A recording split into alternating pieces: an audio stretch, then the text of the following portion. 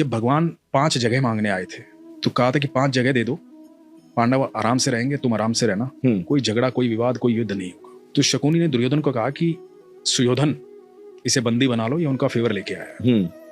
दुर्योधन का नाम सुयोधन था। अब जो है दुर्योधन ने ऐलान कर दिया कि बंदी बना लो। अब ठाकुर जी को कौन बंदी बना सकता है? तो पहली बार ठाकुर जी ने अपने जीवन काल में पहली बार वो ऊर्जा दिखाई थी, वो लाइट दिखाई थी कि मैं हूं को। अब उसके बाद कृष्ण वहां से चले गए कह करके कि अब युद्ध होगा। धृतराष्ट्र ने राज ज्योतिषी को बुलाया ये जानने के लिए कि क्या होना चाहिए। तो राज ज्योतिषी ने कहा कि महाराज सुयोधन की कुंडली में राज होगा, कोई हरा ही नहीं पाएगा, निश्चित तौर पर विजयी होंगे, निश्चित तौर पर राजा बनेंगे, आप युद्ध करो। और सिर्फ इस बात पर युद्ध का ऐलान हो गया। जब युद्ध शुरू हुआ तो उसके बाद 3 दिन बीते, कौरव हारने लगे थे। तो राज ज्योतिषी को फिर से बुलाया धृतराष्ट्र ने और कहा कि ये क्या चल रहा है? बोला महाराज मैंने परिणाम की बात की है।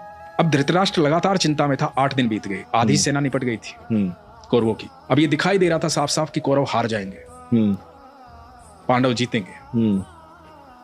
तो फिर से बुलाया गया राज ज्योतिषी को। धृतराष्ट्र बैठे हुए हैं, महात्मा विदुर बैठे हुए हैं और राज ज्योतिषी को पूछा गया कि भाई ये क्या हो रहा है? तो कह रहा था कि सुयोधन राजा बनेंगे। अब तो 8 दिन बीत गए, आधी से ज्यादा सेना निपट चुकी है हमारी। तो पता है राज ज्योतिष ने क्या कहा था? कि वहां कोई है जिसने नक्षत्रों की दिशाएं बदल डाली। कोई है जो समय और परिधि से परे है।